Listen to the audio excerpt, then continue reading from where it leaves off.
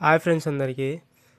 ఈరోజైతే చూస్తున్నారు కదా వీడియోలో అయితే మా గిరిజన ప్రాంతంలో అయితే ఇలా అయితే చేస్తారు. ఇదేంటనుకుంటున్నారా? ఇదైతే రాగులు అంటే చోళ్ళు అంటారు కదా, అవి అయితే వాటర్ నానబెట్టి తొక్కుతారు. అది 2 గంటలు నానబెట్టి తొక్కేమనుకో త్వరగా పోద్ది. ఇలా తొక్కి కడిగి నీట్గా చేసుకోకుండా పిండి ఆడించుకున్నామంటే అదైతే చేదుగా అయితే వస్తుంది.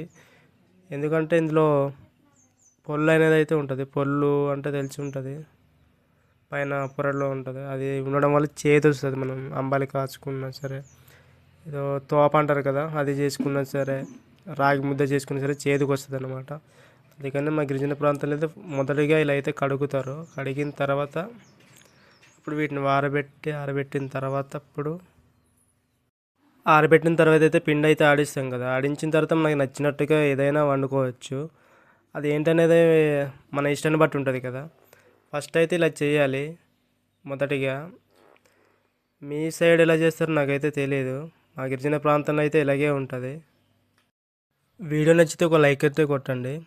మీ అభిప్రాయాన్ని కామెంట్ రూపంలో తెలియజేయండి. Thank you for watching.